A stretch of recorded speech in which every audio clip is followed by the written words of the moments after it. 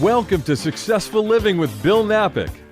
Every week we talk about success and everything that goes along with it. Successful Living with Bill Napick is on right now. Welcome to the show, Successful Living with Bill Napick, and today with Donnie Boutwell. He is the CEO of Media Systems, and we are at the Media Systems studio right here in Houston, Texas, the fourth largest city in the United States. Donnie, welcome to the show. Thanks, Bill. Really great to be here. And when we say Media Systems, people, that could mean a lot of things to people. Sure. Certainly people here in town know you very well, but let's tell people, in case they don't know about Media Systems, let's tell them first about your company. Well, my uncle started our company in 1980, and it was home technology as best as it could be back then. But things, of course, have evolved over the years, and so as things have changed, we've become an automation company. We still do the home theaters and hi-fi and music systems and surveillance cameras, security, all of the techie things that have been around for a long time. But I think our industry has really evolved to controls, and what we really do is we make it easy for you to live in your home with all of the technology that's around you. And when you say the word controls, there are so many controls in our lives just for TV, when we want to watch a movie. You're talking about video surveillance, our security cameras and things. Yep. It really, it almost has become an art for us to manage our operation and monitoring of all the different things we have that are controlled. Well, it's fascinating. It's like cars, you know. In the old days, you get a car and pull it up under the shade tree and open the hood and do what you need to do. But I would never open the hood of my own car today. I had a car for 2 years. I don't know that I ever opened the hood. Yeah, and that's how home automation systems have changed. Now, we like to joke that the worst part about DIY home stuff is that you have to do it yourself. And a lot of those things are fun, but it could end up being a project. What we do is more of on a professional level, where we have integrated systems that are designed to work together and really just be one umbrella, one app, one touch panel that does all of the things that you're trying to do in your home. I think what's also interesting is, as I think about my involvement with electronics, I've always liked gadgets and technical things and electronics, cameras, recorders, things like that, but not everybody does. So you are working in a world where some people, different degrees of where they're able to and want to deal with these things. And you have some people, I'm sure, that are just like, look, it's got to be super simple. And that's where you're there to help all these people. Yeah, and I one of the things that comes up with that is the idea of values. You know, that not everybody that walks in the door feels strongly about each different thing. You know, I could have a guy drive up in a $300,000 car, and then I tell him, well, these speakers in the ceiling are usually about $500 a pair. And this actually happened. He looked at me and said, $500 a pair? Are you kidding? $500? And I know he's got like $1,500 on his feet right now. But $500, he didn't think that was worth that for a pair of ceiling speakers. So we have to get to know people, figure out what their values are, what they care about, because the same guy would write us a blank check for Wi-Fi. To him, the most important thing was, I need to be able to get on the network anywhere in the house, have it be the same network, have it be rock solid, have it be as fast as it can possibly be. And he didn't care what that costs. But on speakers, that wasn't important to him. So getting to know people and what are their values, what do they care about? Maybe they care mostly about cameras and surveillance and security. Maybe they're entertainment buffs and they want to be able to watch movies and listen to music. Whatever it is, we just have to get to know them and tailor a system that fits what they're looking for. And a company like yours is so much more important today and for the future. And we'll get to that. But when we think about successful living, your business has been very good. You work at it, your wife, you work at it as a team.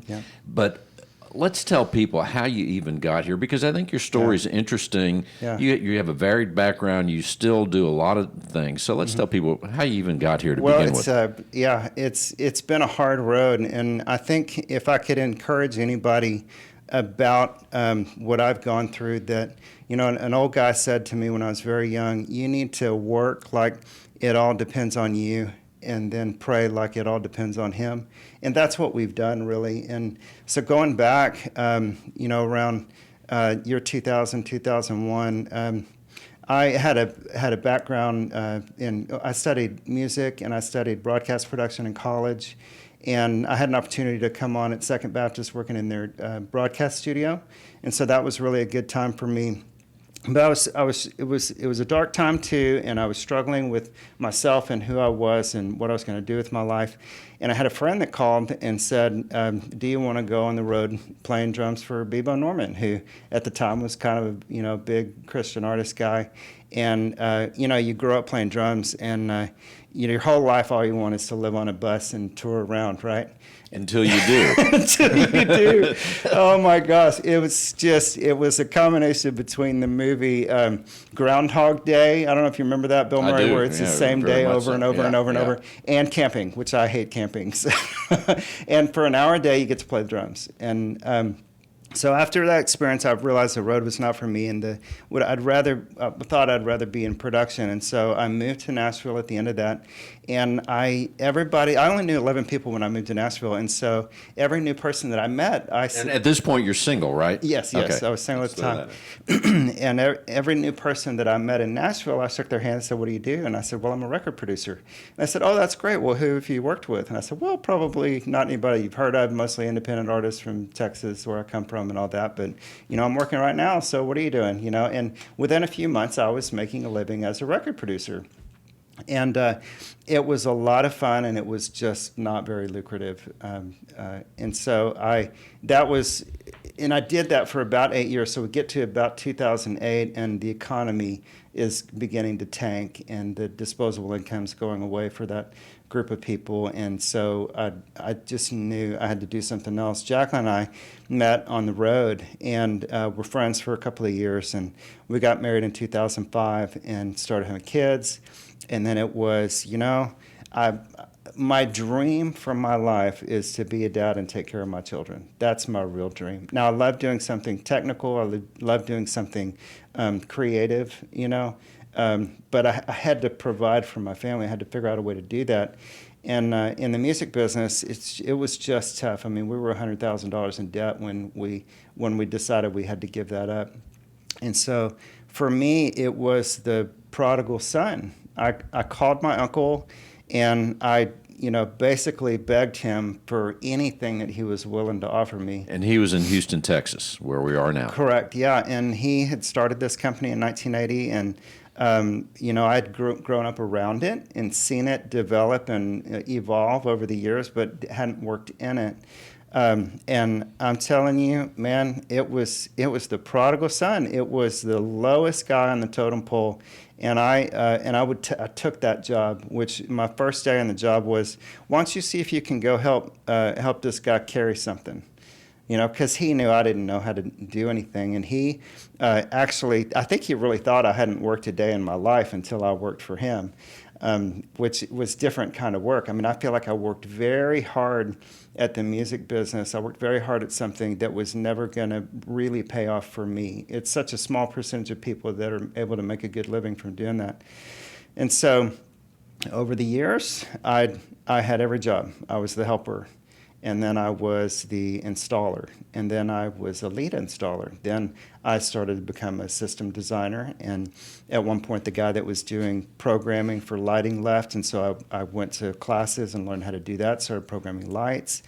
Then I learned about networks and started programming networks, and then our lead AV programmer left, which is the hardest thing to do, and I had to figure that out. And it was a tough road, and I'd get home from work, and I'd sit down on the couch with my laptop and crack open the code and just immerse myself in it.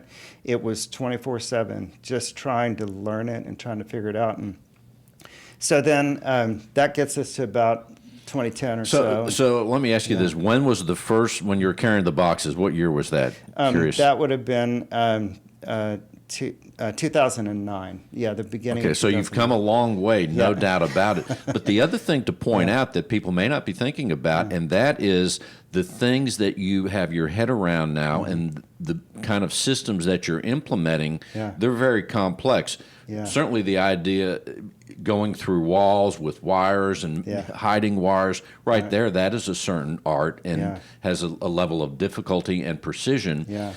in addition to know the networks, all these things. I mean, sometimes we have trouble with our cell phones. Yeah.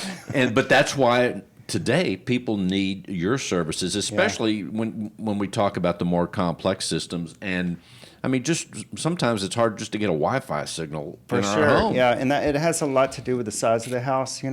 While we do work in smaller homes around here,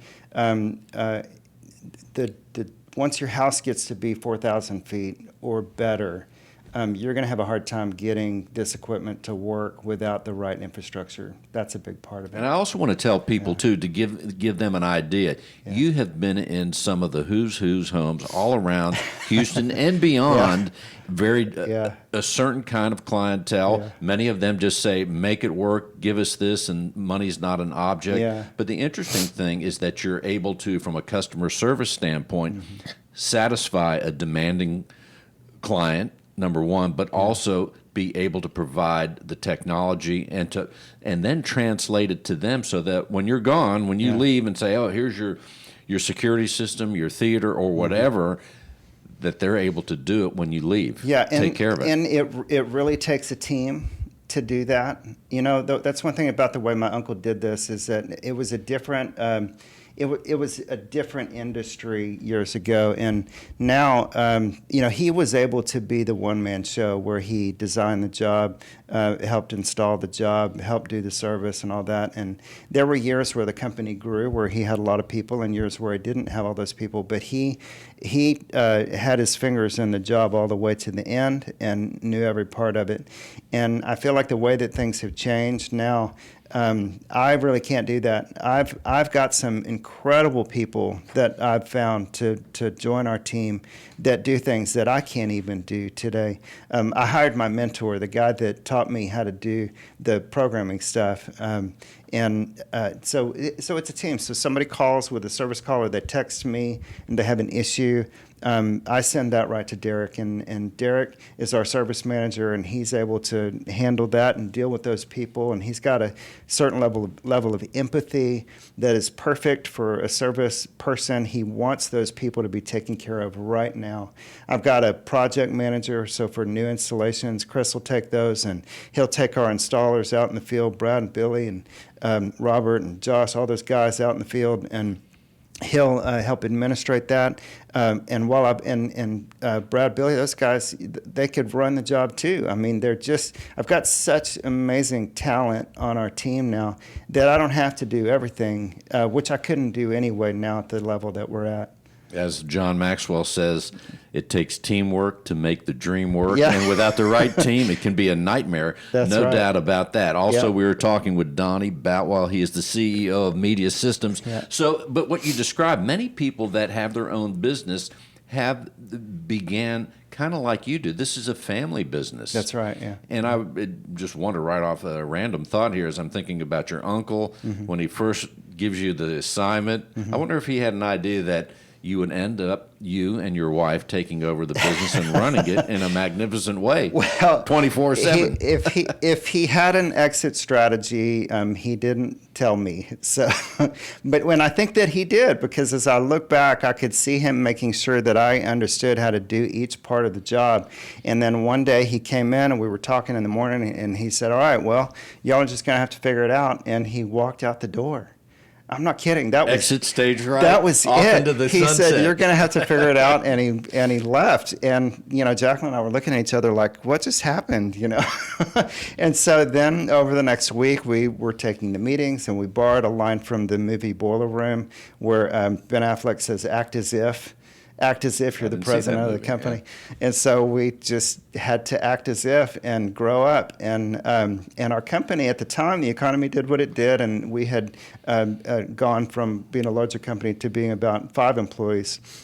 And so it was a little easier, and that may have been part of his strategy, is to let it go there. But since then, over the last 5 years, we've more than tripled our business, and we have 12 full-time employees. We're interviewing 2 more people this week, and it's just really been an organic growth and change for us. So we're just really happy to be where we're at now. But no, we had no idea that we were actually going to be running the show here. And certainly this time of year, and I believe it should be done periodically through the year, but this is a great time, or even prior the month before, December, November, are times of planning and thinking of, okay, here's where we've been in 2019. I'm sure you have thought about where you want to take the company based on the clients that you're serving now, the growth of the business, and that your team sounds like it's pretty tightened up to be very productive and effective. But where do you want to take this, let's say, for this year, and if you've even thought of beyond? Yeah, it's a really good question. I feel like in our industry, we always say that education is a freight train, and if you get off, you're probably going to get hurt because everything is changing so fast. So we spend a lot of time educating our team on networks and Wi-Fi and programming systems and AV and all of that stuff. But we haven't, as an industry, spent much time teaching people about how to work together and about how to be leaders. And that's the big push for me this year, because half of the job is the job. That's only half the job. The other half of the job is, how do you interact with the homeowner? How do you interact with your coworkers, the people above you and the people below you? Do the people below you want to follow you? Because John Maxwell, to quote him again, position is the lowest form of leadership. Just because I'm called manager doesn't mean I know how to manage or anybody wants to let me manage them. But if we can teach our leaders to be people of influence, then we'll be in a completely different place. And I feel like we've gotten there. We started last year. We brought in Helen Perry, who is, I don't know if you know her, she's an etiquette coach and a personal image consultant. And so we've been bringing her in regularly to teach our team, how do you act when you walk into somebody's home? This is their home. So you take your shoes off, or you put the booties on, or you ask them, is it okay to park here? You let them know how long you're going to be there. You shake their hand, you look at them in the face, all that kind of stuff. So we've already been starting to work on this. But this year our big push is leadership development, because we've got to be leaders of leaders. And I don't remember who I heard this from, but I know that strong leaders are not afraid of strong leaders. That's what we want. That's right. So we have about 4 or 5 minutes left. What are the other things? And we were talking about it just before we started this. The Consumer Electronics Show in Las Vegas always has spectacular things. And I'm sure you go there and think about, hey, here's where we're at today. What are some of the things that people are going to want, and what are the things that are available? But give us a word or two about the CES show that you're fresh back from, and anything else and of course let's tell people how they can reach out to you. I'm going to get my notes out here, because we spent a week at this CES show in Vegas, and we always go every year to see the TVs, because that's where the new things come out. But what it was a toy store for the tech enthusiasts is what it was. You wouldn't believe how many things. It was well attended too. I saw some things on TV. Yeah, 175, 180,000, something like that, which is huge, huge show. But we learned that you could put the word smart in front of anything, and it would show up at CES. So let me give you a few of these. Smart toothbrush, smart razors, smart mirrors, smart faucets, smart toilets, smart showers, smart bath mats that weigh you and do your body fat when you step out of the shower, smart toilets and air purifiers, smart beds, smart buttons, smart toasters, smart ovens, smart fryers, smart coffee makers. I mean, everything. It just goes on and on. They even had a pan that they called a Smarty Pan, and it's like a frying pan that will, tell you how you're doing or something. One of my favorite things that I found was the wearables. Smart clothing, shirts, athletic wear, bras, underwear, socks, shoes. But one of the coolest things was this device that you wear, like a cap, or it'll clip to a cap, or a VR headset. And what it does is it analyzes your brain so that your mind can control your AR system or VR system. I mean, this is science fiction coming to reality. And I remember reading it maybe 6 months ago about, or 6 months to a year, how Apple is putting, you use the term wearables, they're putting a lot of technology, and have been, for that future of wearables. But I never thought that it rounds out to things that we wear, like clothes that we wear. For I mean, sure. sure, watches Yeah. and other glasses and one so another forth. another that was really cool to me was earpieces that you share that are a translator. So let's say we're going to have the opportunity to go to Sony in Tokyo in a couple of months. We're really excited to go.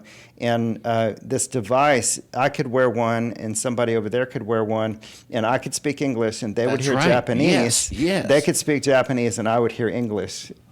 That is so That's- awesome. There's no question. Your company is right there in the fascinating time that we're living in now. I mean, people couldn't imagine 60 years ago the things, maybe 30 years ago. It is incredible what we're doing. Of course, the website is mediasystems.com.